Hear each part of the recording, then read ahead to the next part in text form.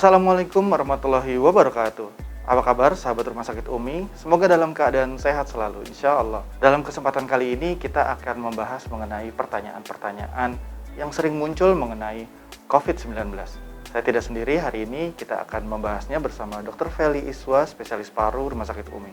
Mari kita dengarkan penjelasan dari beliau. Assalamualaikum warahmatullahi wabarakatuh. Saya Dr. Feli Iswa, spesialis paru dari Rumah Sakit Umi Bogor. Hari ini kita akan membahas seputar COVID-19 dan pertanyaan-pertanyaan yang sering dilontarkan oleh masyarakat pada khususnya.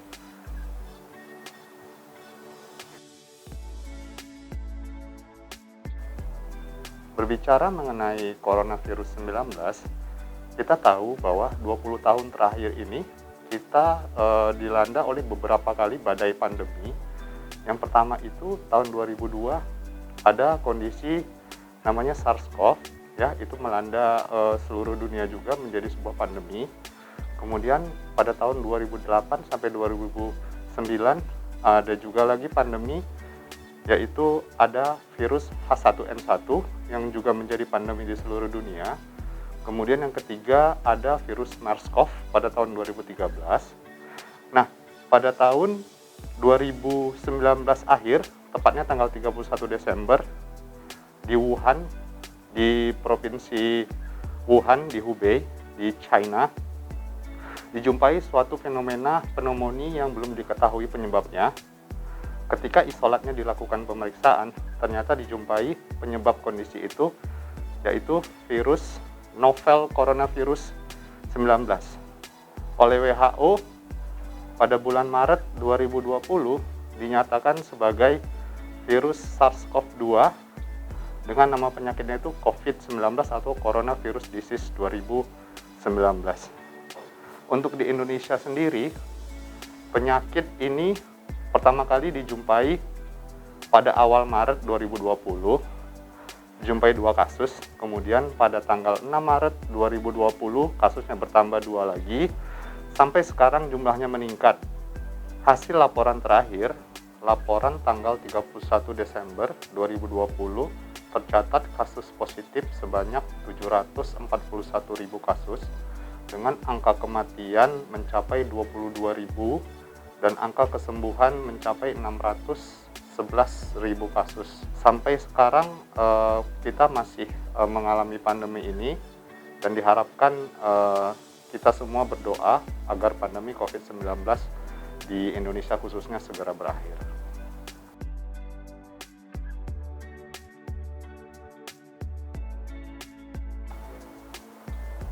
Untuk gejala COVID-19 itu sesuai dengan guideline yang dikeluarkan oleh Collegium, ada 4 gejala.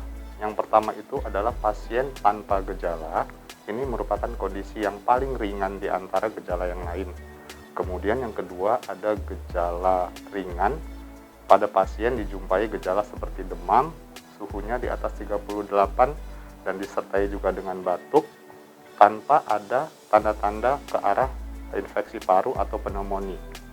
Untuk gejala yang berikutnya itu gejala sedang. Pada pasien dijumpai gejala pneumonia, tapi pada pengukuran kadar oksigen atau SpO2-nya masih di atas 93% tanpa ada gejala yang lain. Untuk gejala berikutnya, gejala berat, pada pasien ini dijumpai tanda-tanda pneumonia seperti batuk, sesak nafas, nyeri dada, dan juga dijumpai 3 kondisi, salah satunya seperti kadar SpO2 di bawah 93 atau respiratory rate-nya itu di atas 30, atau juga dijumpai hipoksemia atau kadar oksigennya yang rendah di darah.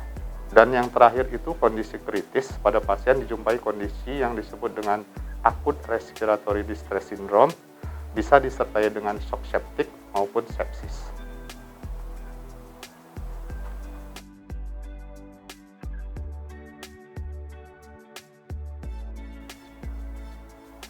Baik, untuk penyebaran COVID-19 ini sesuai dengan kejadian kita jumpai di lapangan, COVID-19 ini ditularkan melalui droplet, bisa dengan langsung ataupun tidak langsung. Bagaimana maksudnya droplet yang langsung itu? pasien atau seseorang yang dengan gejala COVID ini batuk atau bersin dalam jarak 1 meter, sehingga orang yang ada di sekitarnya bisa tertular apabila terhirup droplet yang dikeluarkan oleh orang tersebut. Nah, untuk yang kedua adalah droplet tidak langsung. Pasien itu bersin atau batuk mengenai objek atau benda sekitar, kemudian tangan kita menyentuh benda yang terkontaminasi tersebut, kemudian kita menyentuh mata, hidung, dan mulut tanpa mencuci tangan sebelumnya, itu sangat berisiko untuk menularkan COVID-19 ini.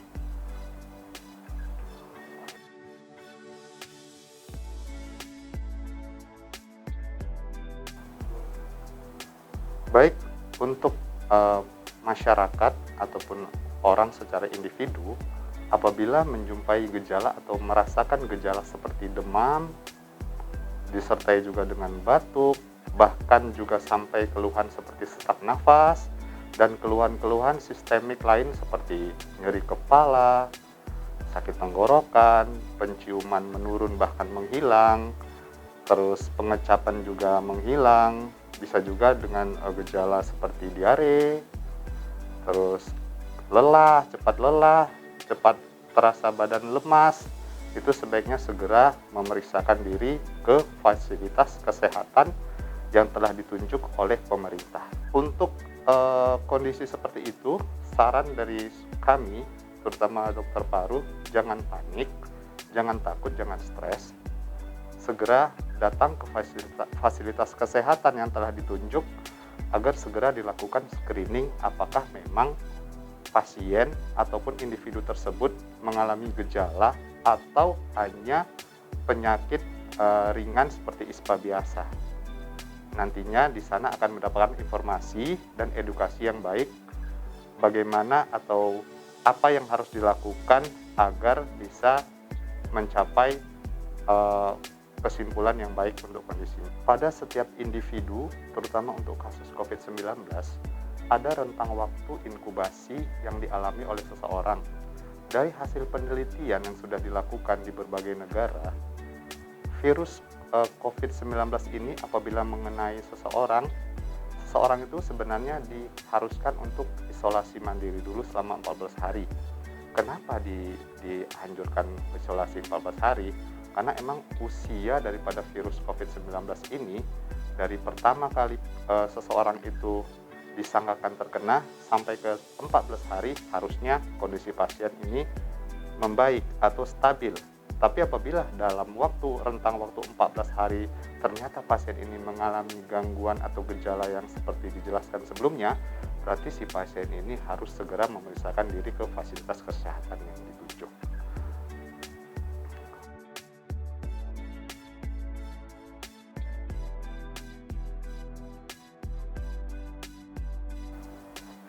Untuk screening COVID sendiri, yang kita kenal di masyarakat ini ada 3.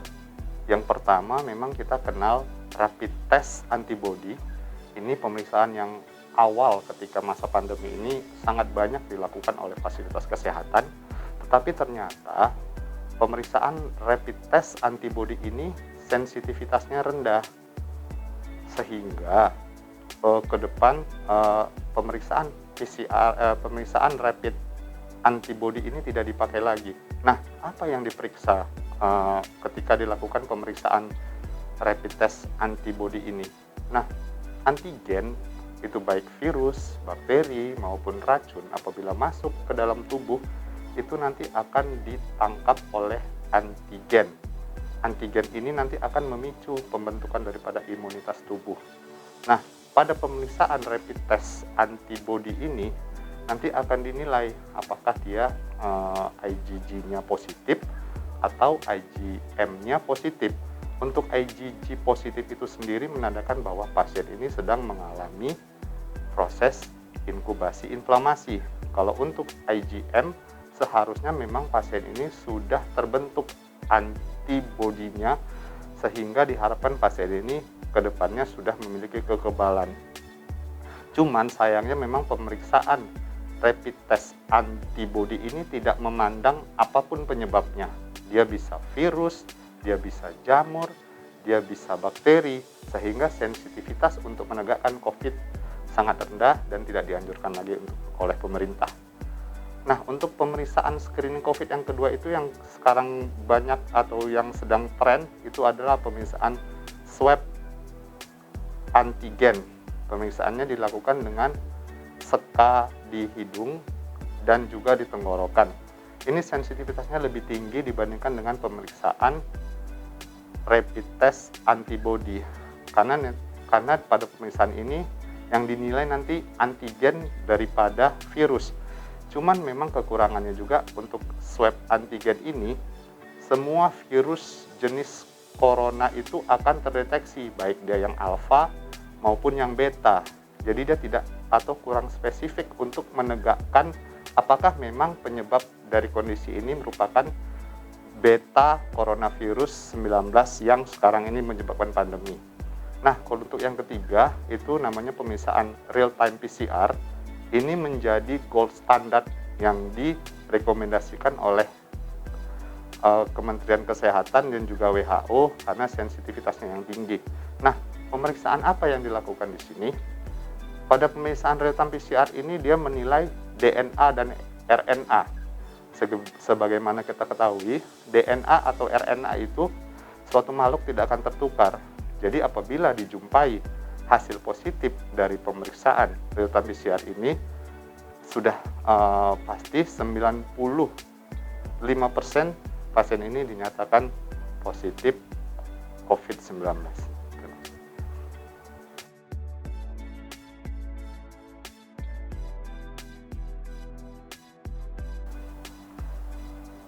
Untuk pencegahan kondisi ataupun agar kita bisa terhindar dari kondisi ataupun terpapar COVID-19 ini, sebenarnya pemerintah sudah menggaungkan pola hidup yang sehat, termasuk 5M yang terbaru. Itu yang pertama adalah menggunakan masker, yang kedua menjaga jarak, yang ketiga mencuci tangan, yang keempat menghindari kerumunan, dan yang kelima itu adalah mengurangi mobilisasi. Jadi apabila kita bisa menerapkan 5M di kehidupan kita sehari-hari, mudah-mudahan resiko kita tertular virus COVID-19 bisa dapat kita eliminasi. Nah, selain daripada itu juga menjaga kebugaran tubuh dengan olahraga rutin, kalau bisa 3 kali seminggu atau bahkan mungkin 2 kali seminggu, bisa menjaga agar imunitas tubuh kita bisa stabil, ditambah juga dengan konsumsi multivitamin dan juga pola hidup yang sehat termasuk berpikir positif. Mudah-mudahan apabila semua faktor itu kita terapkan, insya Allah kita bisa terhindar dari infeksi COVID-19.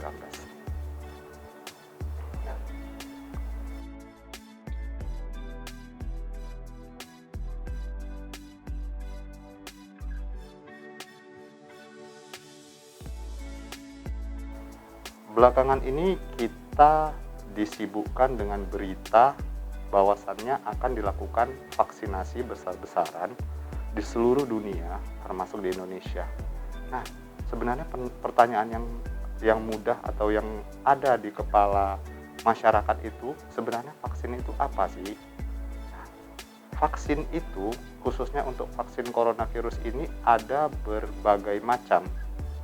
Yang pertama itu ada vaksin yang mereknya Pfizer dan juga Moderna. Itu merupakan jenis vaksin terbaru, hasil penelitian teknologi terbaru itu dengan menggunakan messenger RNA. Yang diharapkan nanti messenger RNA ini bisa mengcopy RNA daripada virus yang nantinya akan dihancurkan oleh tubuh, sehingga meningkatkan imunitas seseorang. Yang kedua, ada vaksin yang sekarang sering diberitakan itu vaksin Sinovac. Itu vaksin Sinovac itu apa? Vaksin Sinovac itu adalah virus yang sudah diinaktifkan. Inaktifkan itu dalam artian apa? Bukan dilemahkan. Inaktif itu adalah virus yang sudah mati.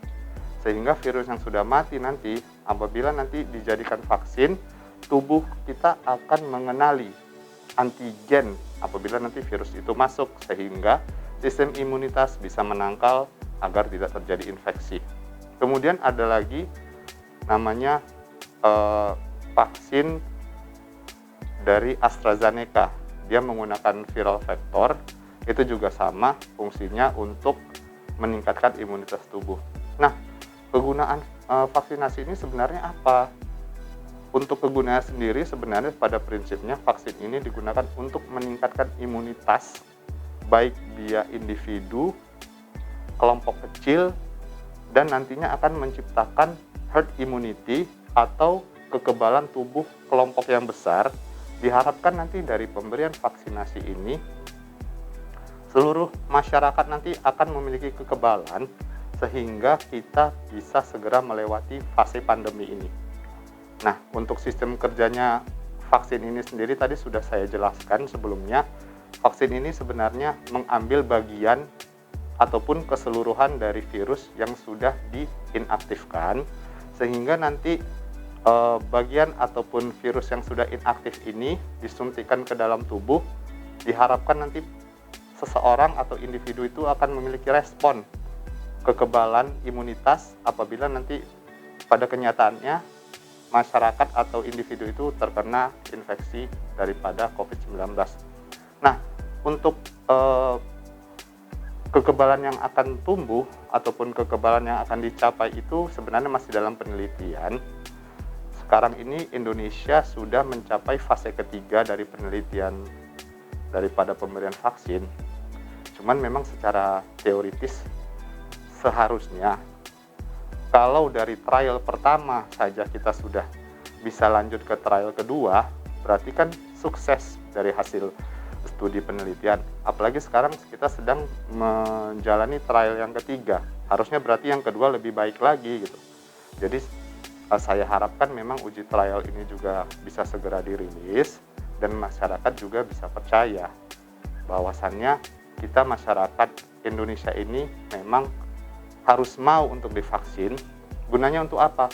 Untuk meningkatkan kekebalan untuk seluruh masyarakat dan nantinya kita segera bisa melewati pandemi COVID-19.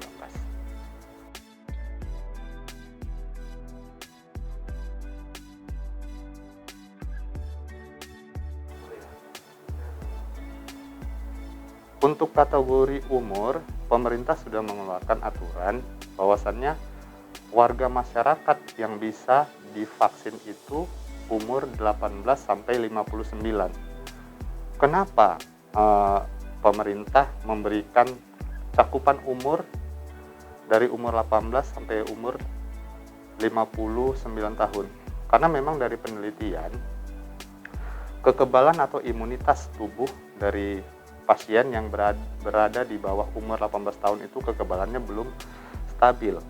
Sementara untuk pemberian vaksinasi ini kan diharapkan nanti seseorang itu bisa memiliki kekebalan tubuh yang stabil untuk mencapai kondisi yang baik untuk menangkal daripada infeksi COVID.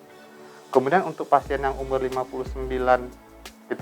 kita katakan umur 60 tahun, itu kekebalan tubuhnya sudah menurun, ya. Jadi kemungkinan pemerintah menganggap bahwasannya pasien dengan umur 60 tahun itu kekebalan tubuhnya sudah tidak stabil lagi, sehingga tidak dianjurkan untuk mendapatkan vaksin. Apalagi mungkin efek sampingnya yang tidak diinginkan itu kita hindari agar tidak menimbulkan efek yang lebih buruk lagi.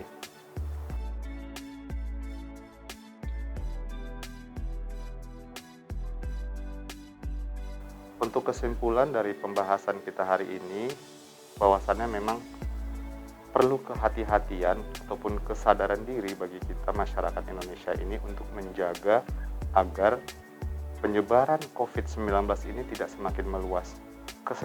Kesadaran itu harus kita mulai dari diri kita sendiri. Kita tetap harus menerapkan pola hidup 5M, memakai masker, menjaga jarak, mencuci tangan, menghindari kerumunan, dan juga mengurangi mobilisasi. Diharapkan apabila kesadaran itu sudah tumbuh di hati kita, penyebaran COVID-19 ini bisa kita tekan. Untuk pasien-pasien ataupun masyarakat yang merasa memiliki gejala seperti yang telah saya sebutkan tadi, batuk, sesak nafas, nyeri dada, dan gejala yang lain yang tidak spesifik, bisa diare, bisa nyeri sendi, dan lain-lain, harus segera memeriksakan dirinya ke fasilitas kesehatan yang telah ditunjuk. Agar apa? Agar pasien ataupun masyarakat bisa mendapatkan pelayanan yang lebih baik dan angka kegawat daruratan ataupun bahkan angka kematian bisa kita tekan. Bantu kami sebagai pelayan kesehatan untuk menekan angka peningkatan dari COVID-19 yang semakin meningkat. Kami sudah mulai kelelahan untuk menangani kasus ini. Kalau tidak ada tumbuh kesadaran dari kita semua masyarakat, angka kejadian COVID-19 ini tidak akan terbendung ke depannya. Untuk vaksinasi, pemerintah telah mendata masyarakat yang bisa mendapatkan vaksinasi sesuai dengan umur dan kriteria yang lain. Saya sebagai dokter paru di RS UMI siap untuk divaksin, dan saya harap juga masyarakat yang lain siap dan tidak takut untuk divaksin agar kedepannya kekebalan immunity atau herd immunity kita bisa terbentuk dan pandemi COVID-19 ini bisa segera kita lalui. Terima kasih. Sekian pembahasan kita hari ini. Semoga pembahasan kita hari ini bermanfaat dan bisa memberikan informasi kepada masyarakat, dan harapan kita agar kita tetap sehat selalu. Itu harapan kita semua. Semoga kita selalu dalam lindungan Allah. Assalamualaikum warahmatullahi wabarakatuh. Baik sahabat Rumah Sakit UMI, itulah tadi dia penjelasan maupun pertanyaan-pertanyaan yang sering muncul mengenai COVID-19. Terima kasih kepada Dr. Feli Iswa yang telah menjelaskan pemaparan pada hari ini. Bagi sahabat Rumah Sakit UMI yang ingin berkonsultasi maupun masyarakat ataupun pasien yang ingin bertemu dengan Dr. Feli Iswa, spesialis paru Rumah Sakit UMI, dapat mengunjungi di jadwal beliau yang tertera di samping saya. Terima kasih, sampai bertemu lagi di Health Talk selanjutnya bersama Rumah Sakit UMI. Wassalamualaikum warahmatullahi wabarakatuh.